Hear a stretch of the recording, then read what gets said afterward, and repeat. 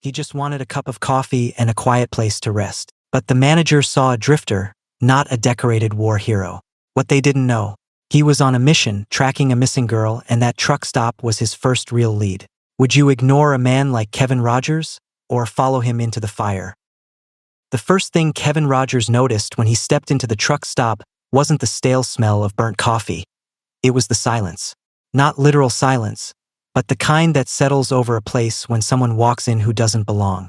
He moved slowly, his boots dragging dust and gravel into the tiled floor. His clothes were worn. An old navy jacket, sun-faded jeans, a ball cap pulled low over tired eyes.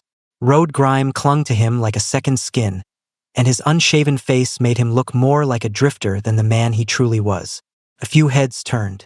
A couple of truckers went back to their plates.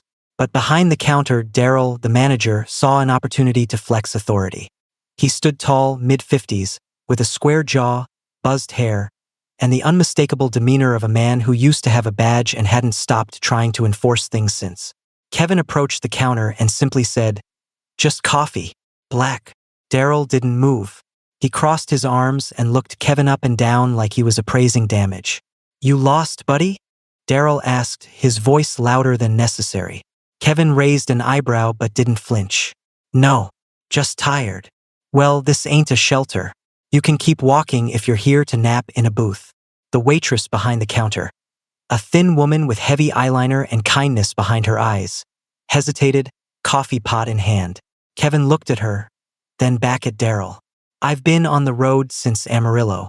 Just need 10 minutes and a cup to clear my head." Daryl leaned in slightly. "We got paying customers here, not squatters.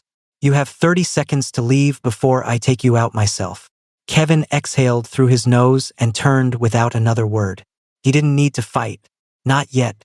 As he pushed the door open and stepped back into the dry Missouri afternoon, a few chuckles followed him. Some from a booth of young drivers.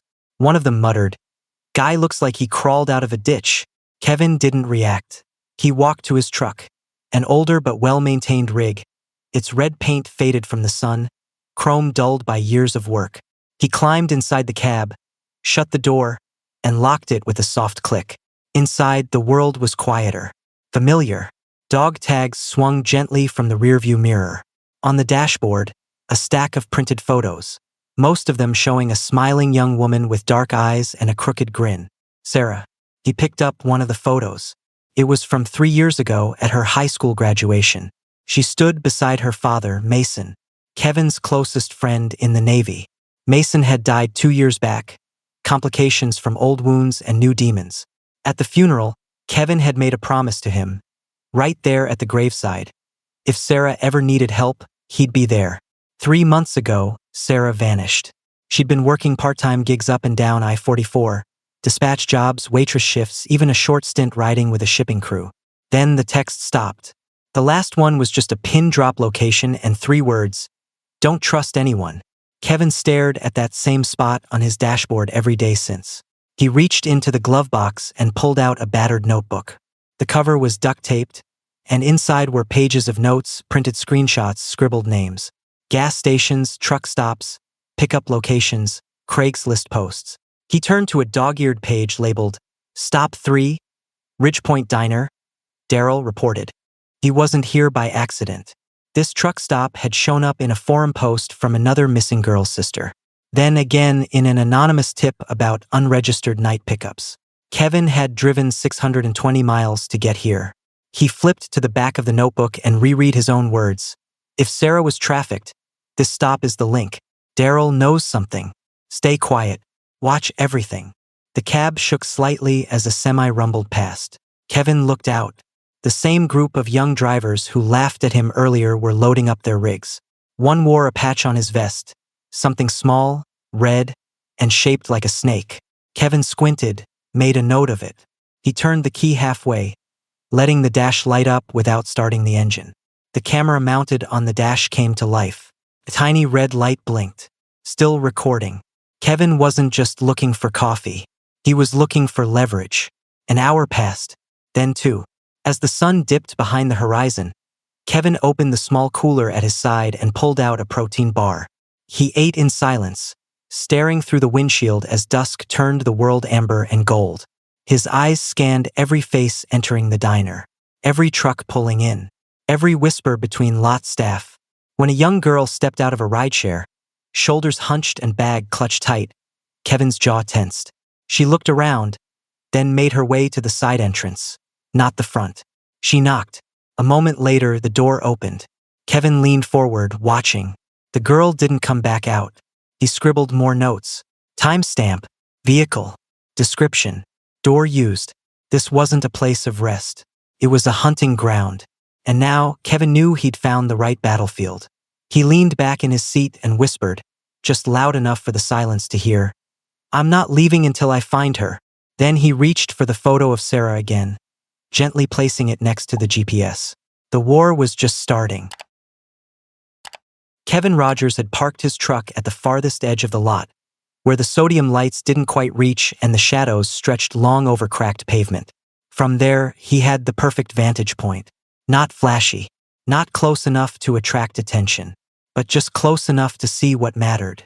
The camera mounted on his dash ran on a motion sensor, its wide-angle lens pointed at the rear entrance of the truck stop.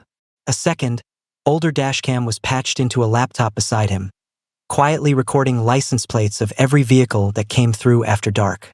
In his hand, Kevin held a notebook, flipping between pages filled with hours, names, habits.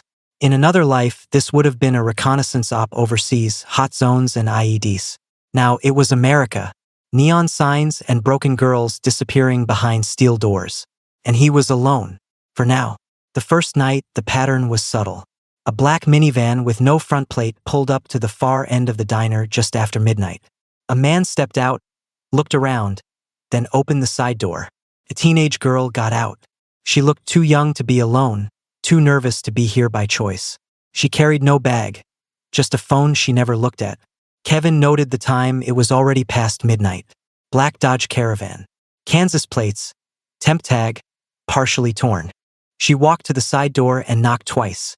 Same rhythm as the girl he'd seen the day before.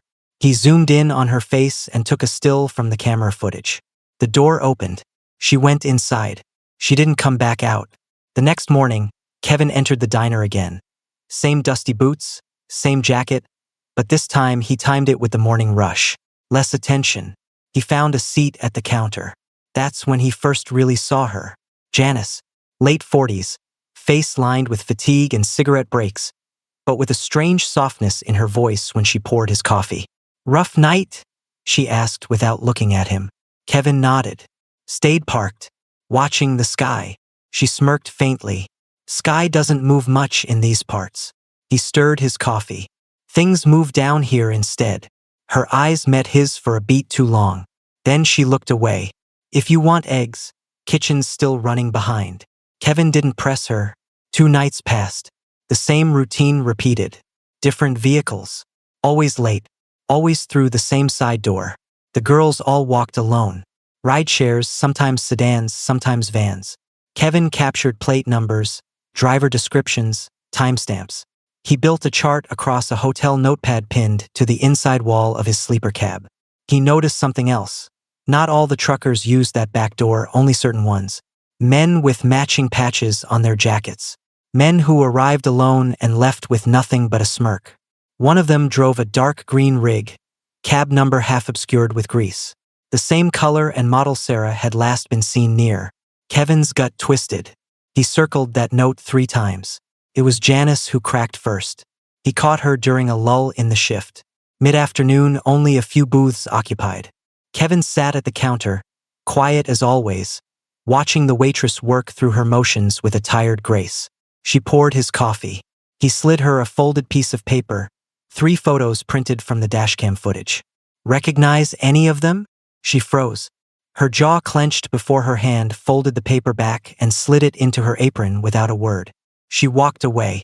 5 minutes later, she returned, set a glass of water beside him, leaned slightly and whispered without looking.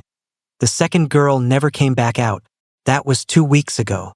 Kevin didn't speak. Janice continued, eyes scanning the room. "There's a system. Girls come in alone. They leave with someone else, usually in the morning. We're not supposed to ask questions. You ever try to report it? She swallowed hard. Once, a year ago, told Daryl what I saw. He told me if I stirred the pot, I'd end up blamed for it. Then I got docked hours for 3 months straight. Kevin exhaled slowly. You see this man? He slid out a crumpled photo of Mason, Sarah's father, and then one of Sarah. Janice stared at the second image. Yeah, I remember her. She sat right where you are. Tipped me $10 and asked for extra napkins. Said she had a long haul ahead. When? 2 weeks. Maybe a little more. She left around 11 p.m. Got into a dark green Peterbilt. Never saw her again. That night, Kevin didn't sleep. He sat in the cab with the photo of Sarah on his lap and the truck idling just enough to keep the heater on. Outside, trucks rumbled in and out of the lot. Inside, Kevin flipped open a burner phone and typed a message to 2 saved contacts. Need backup. Possible trafficking hub confirmed. Sarah spotted. Rendezvous in 72 hours. Same protocols. Come quiet. The replies came quickly. ETA 48 hours. Bringing gear. Will park south entrance. 72. In rig. No comms after arrival. Stay dark. Kevin closed the phone and tucked it away. His mind drifted to an old mission. A hostage op in Helmand. Different time, different uniform, same stakes. Innocent lives, invisible enemies. He had a team again. But this time, no government orders. Just a promise. And the quiet, determined weight of unfinished duty. The next evening, Kevin caught a break. The green Peterbilt returned. Same model, same scrape on the fender. This time, Kevin got a clear shot of the plate.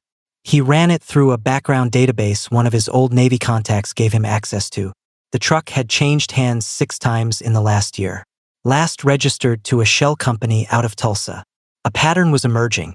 Each missing girl tied to a truck that wasn't meant to be found. He marked it in the notebook. Sarah. Vanished from Tulsa. Last seen in this lot. Entered green Peterbilt. Kevin's pulse quickened. He wasn't chasing shadows anymore. He was right behind them. By the time Raymond arrived, the sun was already dipping below the horizon, casting the truck stop in long golden shadows. His SUV blended seamlessly into the surrounding vehicles. A gray, nondescript model with tinted windows and a satellite dished the size of a dinner plate barely visible beneath a tarp in the back. Kevin met him with a nod and nothing more. No handshakes. The 2 men stood under the whine of cicadas and the soft creaking of cooling engines, and that was enough. They had served together on operations far from this quiet stretch of Missouri asphalt. Their bond had been forged under fire. They didn't need words. Raymond pulled a Pelican case from the trunk and popped it open. Inside, high-end surveillance gear, custom laptop, tactical comms. You weren't kidding, he said, glancing toward the diner. I never do, Kevin replied. They set up their command post in a nearby drainage ditch, invisible from the main lot but with a clear line of sight to the back door. Raymond placed 2 thermal cameras on magnetic mounts along the edge of the stop's perimeter fencing and patched them to the laptop. They could now monitor every warm body entering or exiting that diner. The next to arrive was Louisa.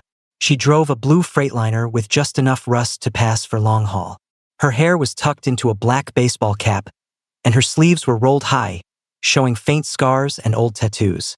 She parked 2 rows over from Kevin, nodded once from her cab window, then vanished into the rhythm of the lot like she'd been there for weeks. That night, they began. Louisa's strength was her invisibility. She moved between truckers like she was one of them, swapping highway stories, sharing coffee at the counter, asking quiet questions. By the second day, she knew who parked where, who paid in cash, and who disappeared between midnight and dawn. Raymond charted vehicle movement, marking the patterns Kevin had already identified. Certain trucks arrived with girls, but left empty. Others stayed idling for hours, their drivers vanishing inside. Overlapping timelines confirmed it. There was a schedule, a coordination they couldn't yet see. But it was there. Kevin took the nights. He stayed low, moving between shadows, watching the alleyways and blind corners where no cameras reached. He didn't sleep much. When he did, it was with one hand on the notebook and one eye half open. By the 3rd night, Daryl started watching back. He saw Louisa twice at the bar counter, once more talking with Janice in the kitchen doorway. He caught a glimpse of Kevin in the parking lot and narrowed his eyes. Something gnawed at him. He couldn't quite place the man, but something didn't sit right. The jacket, maybe. The quiet intensity. This wasn't the same loner he'd kicked out days ago. That night, Kevin followed a man from the back of the diner. Average build. Greasy baseball cap. A cigarette clamped between his teeth. He moved with the overconfidence of someone who didn't think anyone would question him. He took a phone call behind the propane tanks, speaking low. Kevin crept closer, silent as rain on canvas. The man said just enough. "Yeah, I got her. She's in holding, waiting on the second driver." Kevin snapped a photo, then stepped wrong. A shard of broken glass cracked beneath his boot. The man spun. "Who the hell?" He lunged, but Kevin was faster. A sharp elbow to the jaw stunned him. They crashed into the wall, fists swinging, boots scuffing asphalt. Kevin ducked a wild hook, swept the man's legs, and pinned him hard. In a flash, Kevin pulled the man's wallet and phone, snapping photos of both before tossing them back at his chest. "Walk away," Kevin growled. "Don't come back." The man scrambled to his feet and ran. Kevin didn't chase. He pulled out his phone and sent the images to Raymond. 10 minutes later, Raymond's reply buzzed back. Fake name, 2 priors, 1 active warrant in Arkansas, affiliated with Goldline haulers, flagged in an open trafficking case. FBI was circling but dropped it over state lines. Kevin stared into the dark. This wasn't just a backlit operation, it was part of something bigger, organized, mobile, and completely ignored by the people who were supposed to stop it. That same night, Louisa picked up a trail of her own. In the diner, she overheard 2 drivers talking quietly over pie and black coffee. One of them, mid-30s, scruffy beard, kept checking his phone. He showed the other a message, just 1 word, green light. Louisa followed him outside. He walked toward the rear of a parked truck and pulled out a burner phone. She got close enough to hear, "She'll be ready by 1:30, same back entrance. Don't screw it up this time." That was all she needed. Back in her cab, she messaged the team. "Pickup scheduled. Girl on site. No time to wait. We intercept tonight." Kevin didn't hesitate. He responded with a single word, affirmative. At midnight, they gathered at the edge of the lot, behind a cluster of parked rigs. Kevin looked at his team, Raymond checking the drones, Louisa strapping a comm unit beneath her jacket.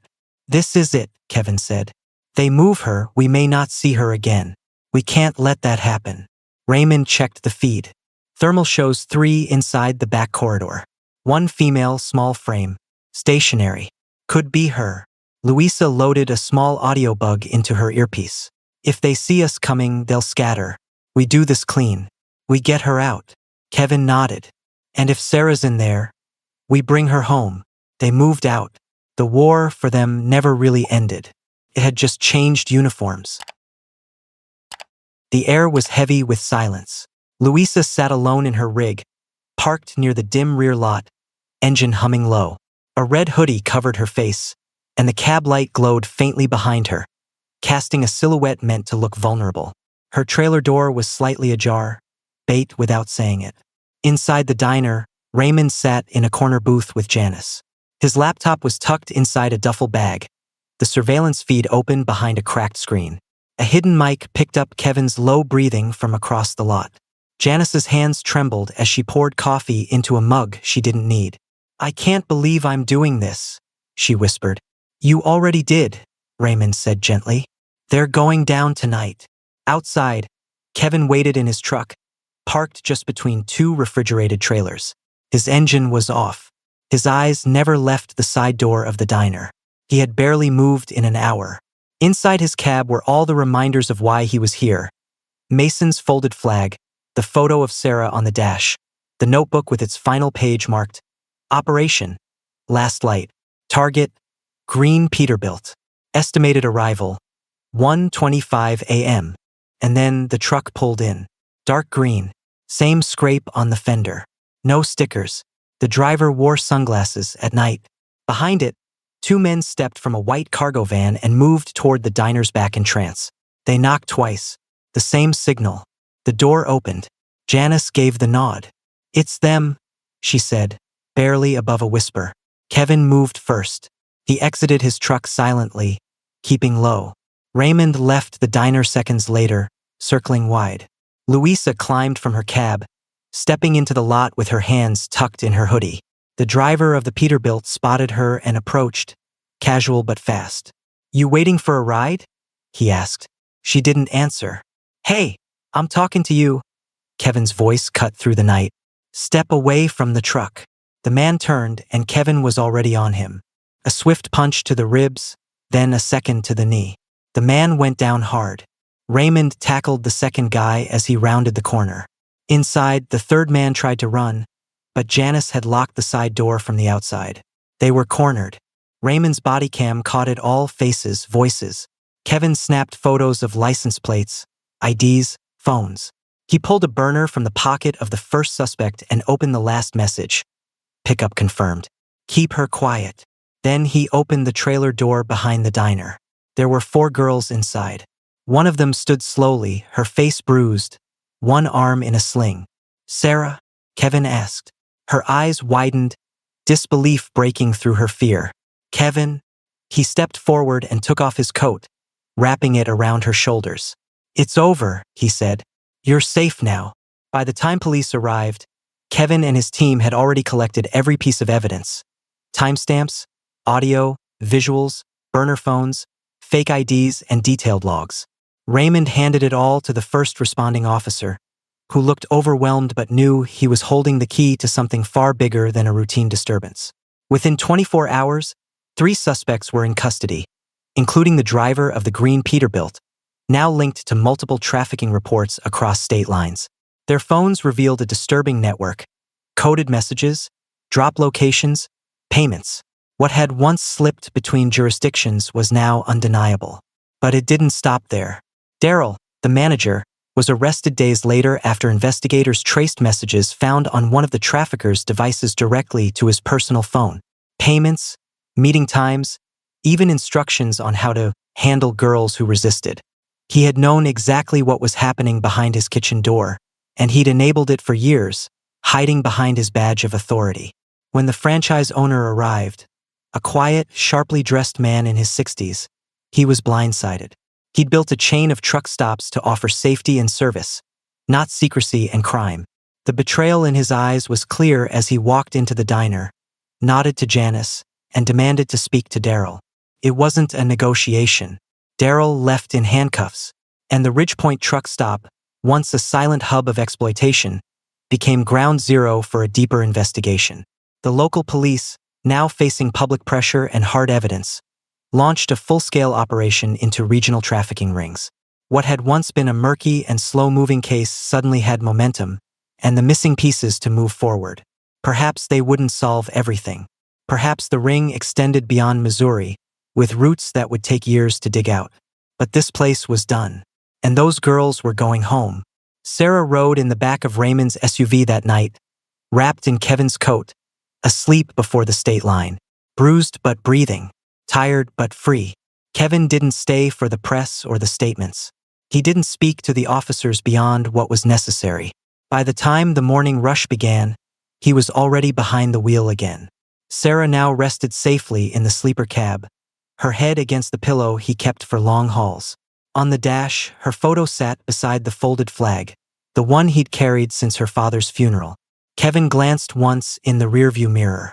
The truck stop was fading behind him, without applause or headlines, just the hum of the road and the weight of a promise fulfilled. He shifted into gear and drove toward the rising sun. Mission complete. Promise kept. This story reminds us that real heroes don't always wear uniforms. They drive the back roads, keep promises, and fight battles no one sees. What would you do if someone you loved went missing? Would you go this far? Let us know in the comments. And if this journey moved you, don't forget to like, share, and subscribe for more true-hearted stories like this, only on Embrace the Journey. See you in the next video.